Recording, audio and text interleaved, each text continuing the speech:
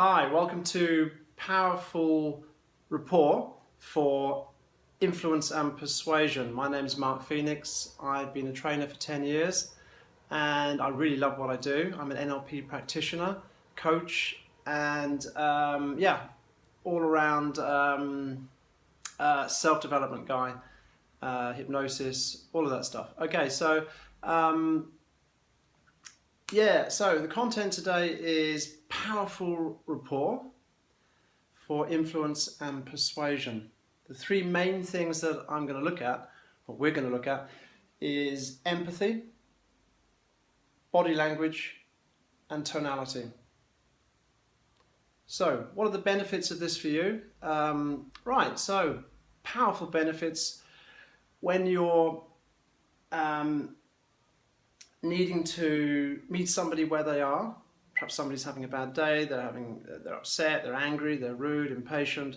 It could be a friend, colleague, a stranger, somebody at work, client. These skills will give you the ability to meet that person where they are with empathy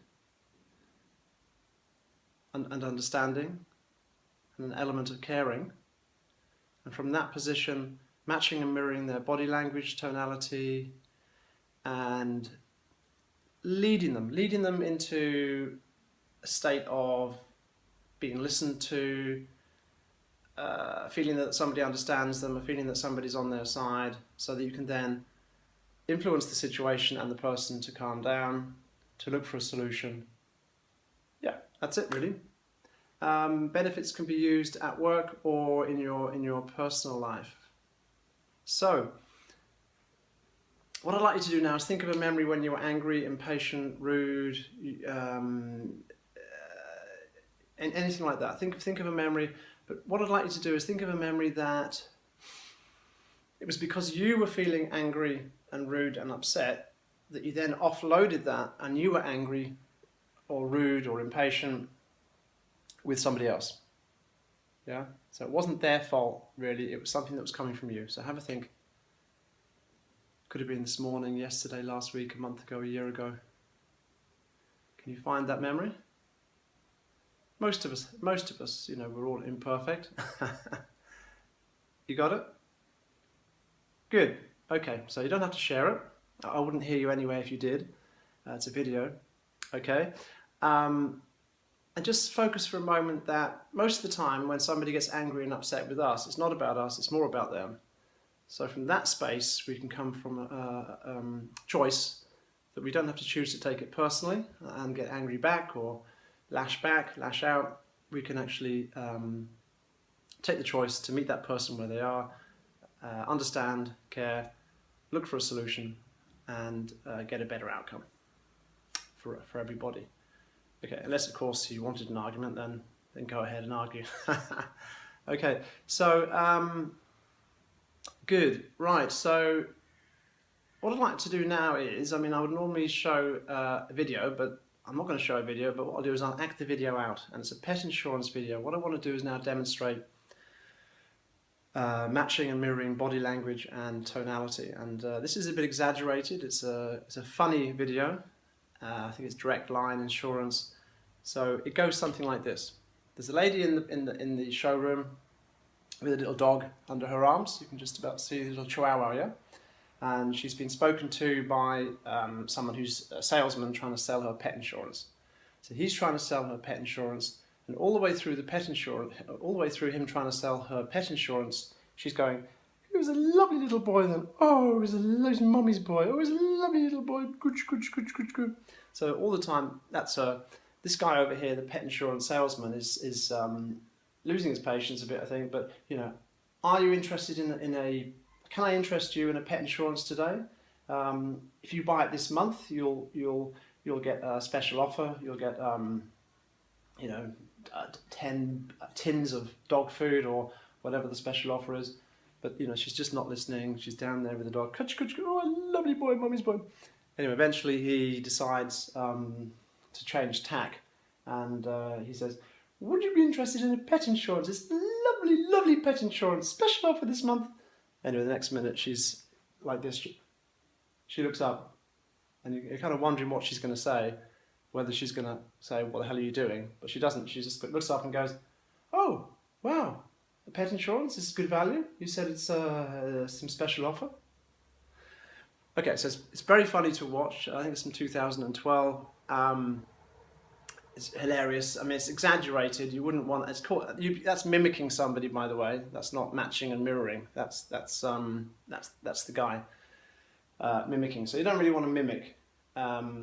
But I think the video is incredibly funny, and it's just illustrating the point that if you can meet somebody where they are, yeah, in their tonality and their body language and their state, you will get somebody's attention. Yeah, they'll feel that connection. You know, so the fallacy is that if you, well, the misconception I think is that if somebody's really angry, blah, blah, blah, blah, blah, blah, blah, and you're saying, no, please calm down, sir. Yeah, that's going to irritate them, probably more than anything else, yeah, because it's a total mismatch of where they are. But if you were to say something like, you know, come on, sir, calm down. Let's see if we can get a solution here.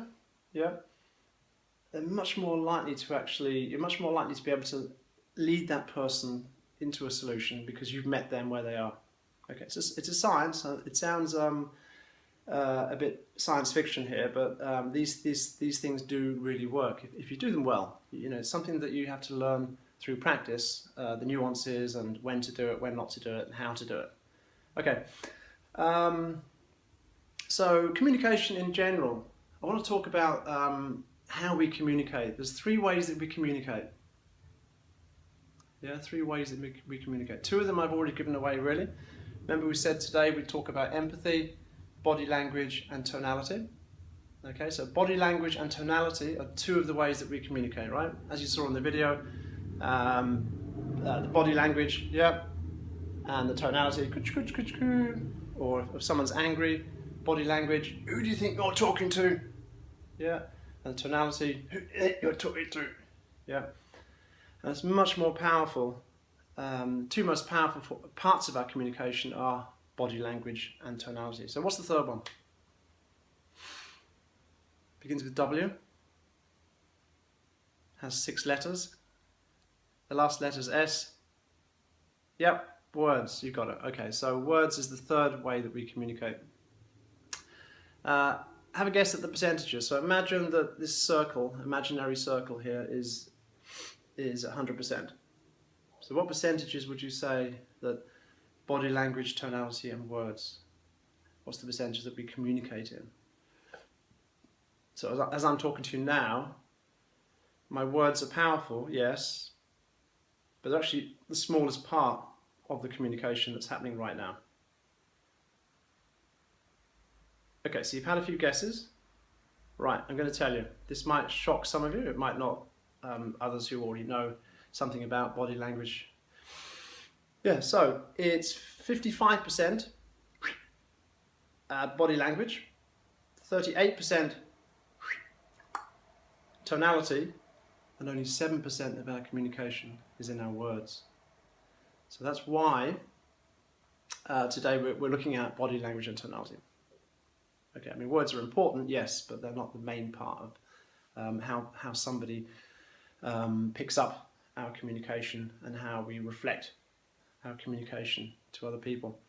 So we're going to do a couple of activities together to demonstrate body language. I'm on my own, so you'll have to imagine somebody over here, or I'll just keep jumping backwards and forwards. So matching body language. So matching, it says what it does on the box really. It's about meeting somebody where they are. So you know what, I'm not going to do this imaginary jumping over from one to the other. I'm just going to demonstrate to you that, for example, if somebody is talking to you like this, yeah, say they're talking about their holiday.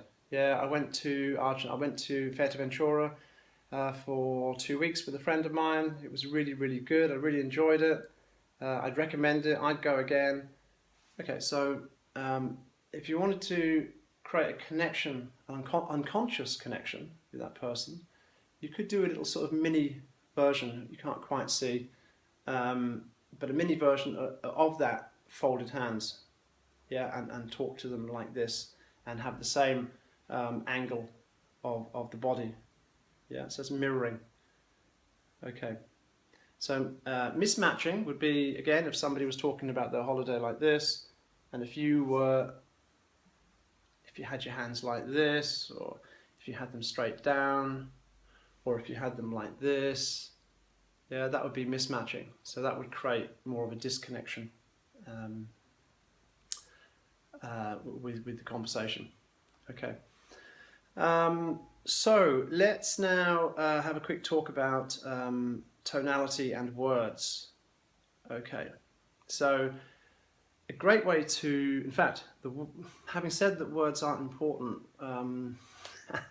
the best way to create rapport with someone is to actually use their words. So I've come across a slight contradiction here. However, let's just go through it anyway, and we'll sort it out as we go along. Right. So here we go. So if someone's saying to you, let's say someone's angry because if someone's talking to you about a holiday, you're probably going to want to connect with them anyway. But let's say somebody's being angry with you, and they're saying something like, let's say, I mean, recently I went for an interview for a trainer teaching rail staff customer service skills. So I'll pretend to be a rail staff, and somebody over here getting angry. The person getting angry is saying, what do you think you're doing? You told me platform 7, it was platform 11. I've now missed my train. I'm going to be late for my daughter's presentation. Blah, blah, blah, blah, blah, blah, blah, blah, blah. Okay, so a good example of matching that person's predicates or words would be, I'm really sorry that your daughter might miss her presentation, or that you might miss your daughter's presentation. Yeah, so that's you've actually really listened to what they've said, and you've reflected that back. And that's really powerful. Even though the person's angry, they will pick up, if not on a conscious level, on an unconscious level, that you are actually listening. Okay. But adversely, if the person was to say, the passenger was to say, you missed my train, platform 7, platform 11, my daughter, I'm not going to miss my daughter's presentation. If you were to say something that he didn't say, like, I realise you're really stressed, sir. Yeah, that could add fuel to the fire, and it could ignite the situation, and it could escalate it, and he could get even more angry, because it shows more on an unconscious level that you're not even listening, yeah, or that you're interpreting what he's saying.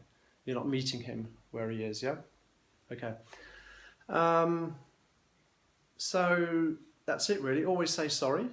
First thing you want to do when someone's getting angry with you is if you're customer service staff, is wait for them to offload all their stuff, find a space, apologize, yeah, open body language, yeah, match their basic body language, the direction they're standing, whether they've got their arms by their side, whether they've got them folded. Do a little mini version of the folded one. You don't want to be mimicking them, remember? Okay. So this is powerful rapport for influence and persuasion. Yeah, I'm going to talk quickly about empathy, because we haven't done that. We said we talk about empathy, body language, and tonality for creating powerful rapport for influence and persuasion. Empathy really is coming into a situation when someone's angry, upset, or rude, or impatient with you. Is instantly, sometimes we can get into a state of judgment and criticism. Yeah, who do you think you are? Even if you don't say it, you're feeling it. Yeah, you blaming me. It's not my fault. But remember, this is not about taking it personally. So, first thing to do is to remember to get yourself into a state of empathy, which is understanding and caring.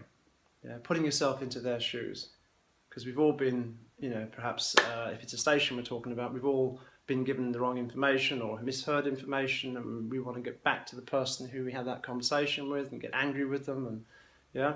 So remember empathy.